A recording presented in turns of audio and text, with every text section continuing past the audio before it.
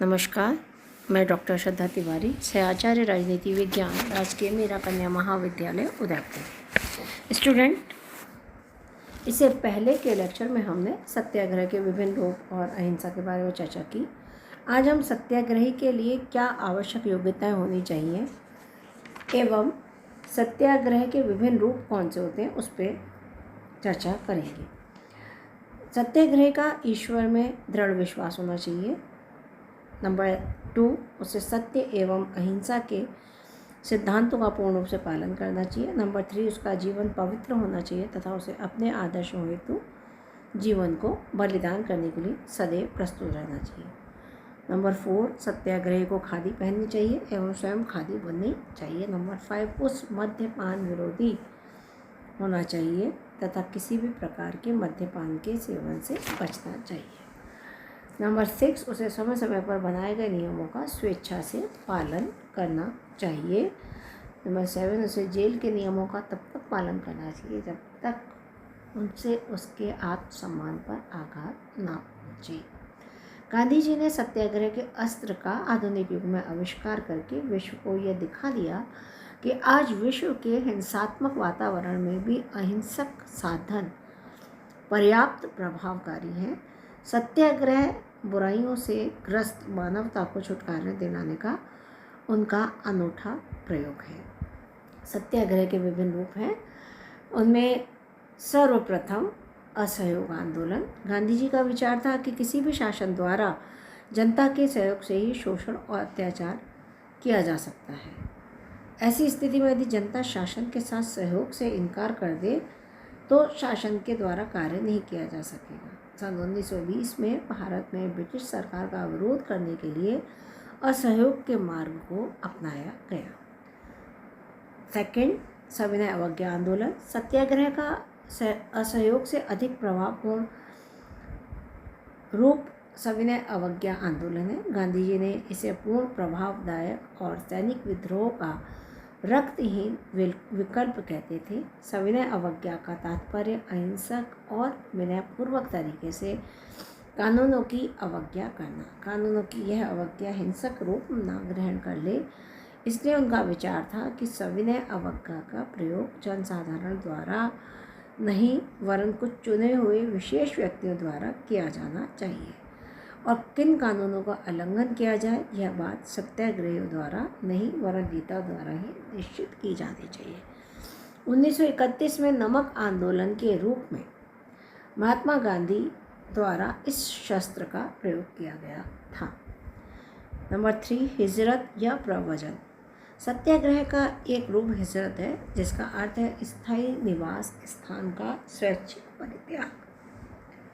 ऐसे व्यक्ति जो अपने आप को पीड़ित अनुभव करते हों, आत्मसम्मान रखते हुए उस स्थान पे नहीं जा सकते हैं और उनकी रक्षा के लिए हिंसक शक्ति नहीं रखते हुए उनके द्वारा हिजरत का प्रयोग किया जाना चाहिए। गांधी जी ने 1918 में बारडोली और 1939 में विट्ठलगढ़ और लिम्बड़ी की जनता को हिजरत का सुझाव दिया था।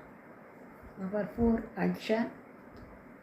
सत्याग्रह का एक अन्य रूप अनशन है जिसका आजकल बड़ा गलत प्रयोग किया जाने लगा है।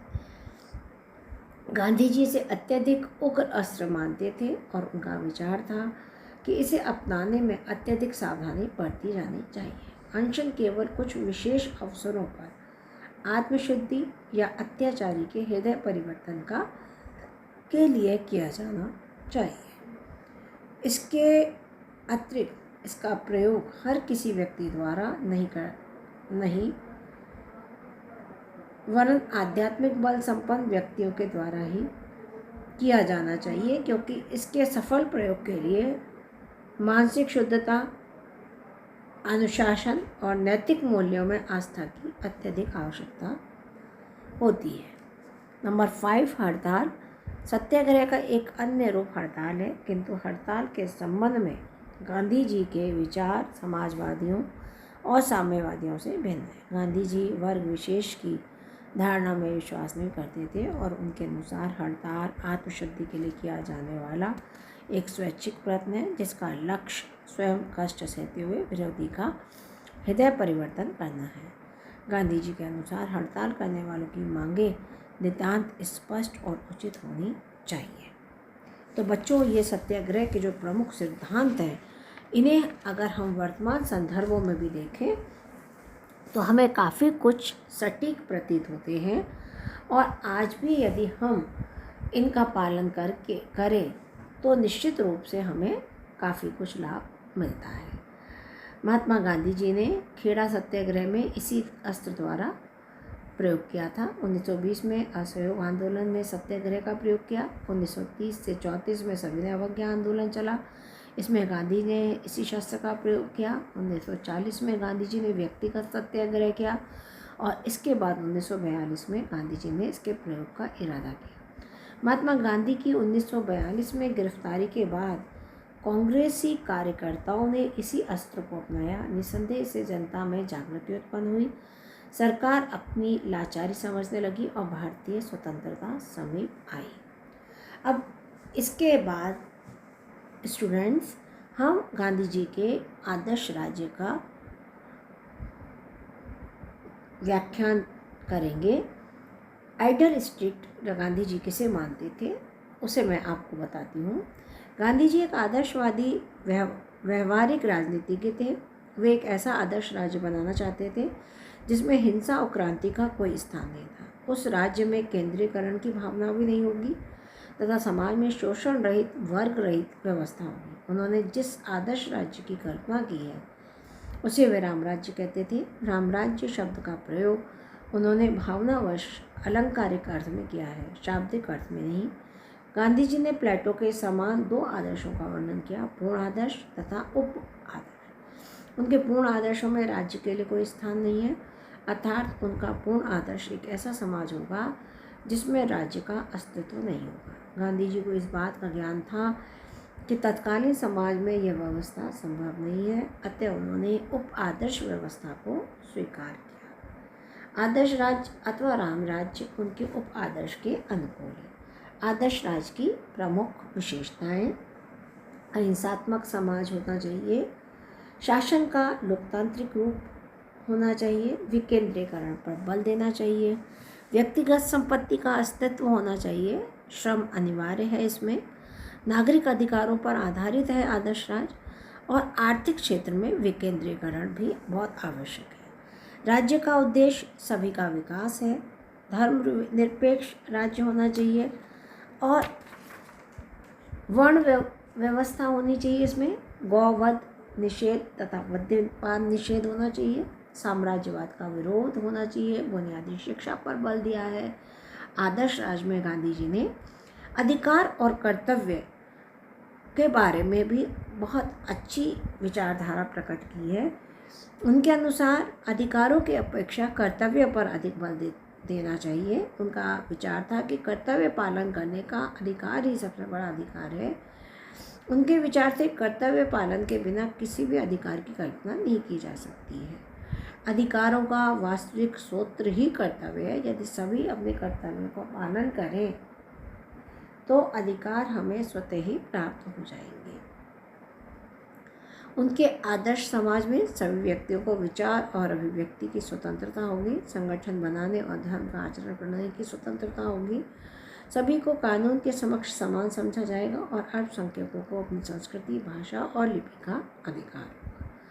इसके उपरांत उन्होंने राष्ट्रवाद तथा अंतर्राष्ट्रीयवाद के संबंध में भी आदर्श राज्य के लिए विचारधारा को व्यक्त किया है। गांधी जी मानवतावादी विचारक थे तथा समस्त विश्व को एक परिवार समझते थे, परंतु विश्व बंधुत्व की भावना रखते हुए भी वे राष्ट्रवाद के समर्थक थे। उनका विचार था कि राष्ट्रवाद अंतर्राष्ट्रीयवाद का आधार तैयार करता है। उन्हीं के शब्दों में, मेरे विचार से बिना राष्ट्रवादी हुए अंतर्राष्ट्रीयवादी होना असंभव है। अंतर्राष्ट्रीयवाद तभी संभव हो सकता है जबकि राष्ट्रवाद का एक यथार्थ बन जाए। इस प्रकार गांधी जी राष्ट्रवादी तथा अंतर्राष्ट्रीयवादी दोनों थे, और उनके आदर्श का विश्व अंतर्राष्ट्रीय शांति, सहयोग तथा मित्रता का विश्व था। अगला पॉइंट है सामाजिक न्याय और समाजवाद। गांधी जी का लक्ष्य सभी के लिए सामाजिक न्याय और अवसर की समानता प्राप्त करना था। वे पश्चिम के समाजवादियों से भिन्न थे और उनका समाजवाद शांति और अहिंसा पर आधारित एक ऐसे समाज का निर्माण करना चाहता है जिसमें न वर्ग भेद हो, न शोषण तथा असमानता हो। वस्तुतः आज की पीड़ित मानवता को गांधी जी के समाजवाद की आवश्यकता है, जो स्नेह, प्रेम तथा भ्रातृत्व पर आधारित हो। इसके उपरांत बच्चों हम गांधी जी के धर्म के विषय पर चर्चा करेंगे। गांधी जी ने धर्म को जीवन और समाज का आधारभूत तत्व स्वीकार किया है।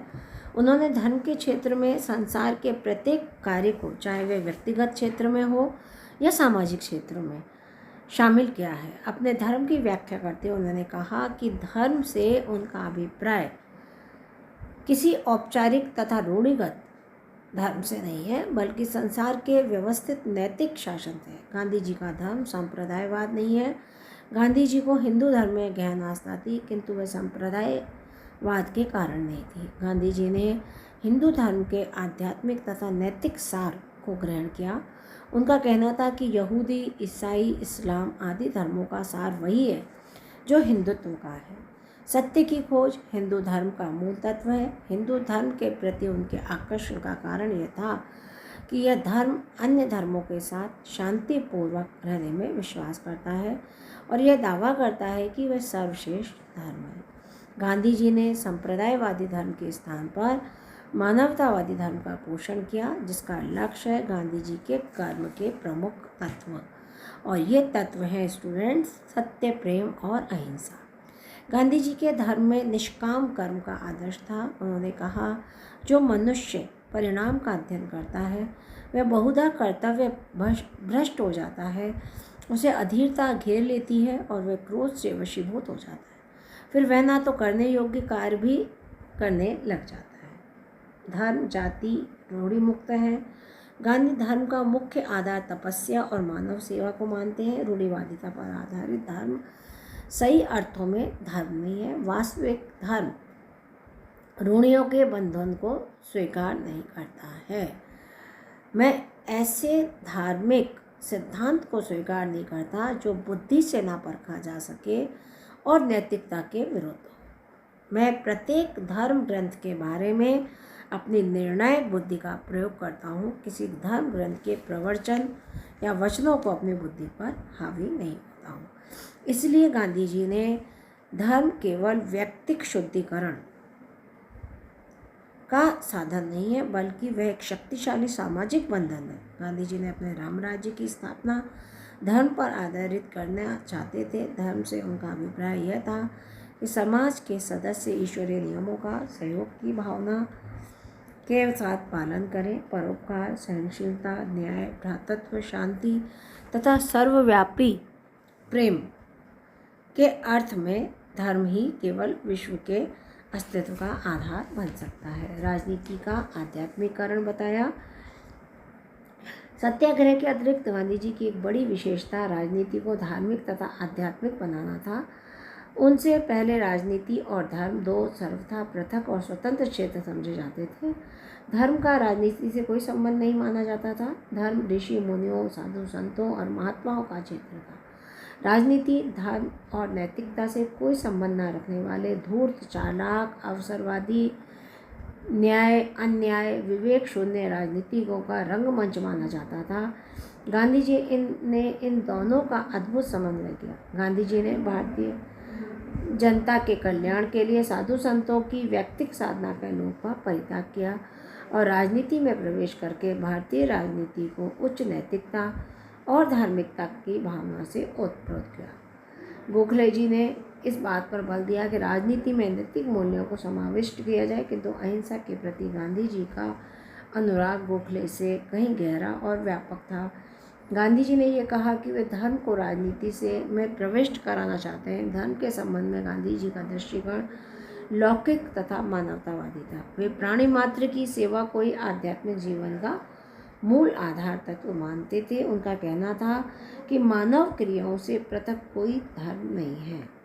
धर्म तथा राजनीति में संबंध स्थापित करते हुए वे कहते हैं कि मैं उस समय तक धार्मिक जीवन व्यतीत नहीं कर सकता जब तक कि मैं स्वयं को संपूर्ण मानवता के साथ एकीकृत नहीं कर लेता, और यह उस समय तक नहीं कर सकता जब तक कि राजनीति में भाग नहीं लेता। गांधी जी का लक्ष्य राजनीति में धर्म को प्रविष्ट कराना था और इसी लक्ष्य की प्राप्ति के लिए उन्होंने सार्वजनिक जीवन में प्रवेश किया। उन्हीं के शब्दों में, यदि मैं राजनीति में भाग लेता हूँ तो इसका कारण केवल यह है कि राजनीति हमें सर्पणी की भांति जकड़े हुए है। हम चाहे कितना ही प्रयास क्यों न करें उससे बाहर नहीं निकल सकते। मैं इस सर्पणी से जूझना चाहता हूँ। मैं राजनीति में धर्म का प्रवेश करना चाहता हूँ। गांधी जी का सामाजिक तथा व्यक्तिगत जीवन के लिए पृथक पृथक मापदंड नहीं स्वीकार करते थे। उनका मत था कि मानवीय कार्यों के सभी पक्षों में एक ही नैतिक संहिता लागू की जानी चाहिए। इस संबंध में गांधी जी ने कहा था कि व्यक्ति की दो अंतरात्माएं नहीं हो सकती, एक व्यक्तिगत एवं सामाजिक और दूसरी राजनीतिक। मानवीय कार्यों के सभी क्षेत्रों में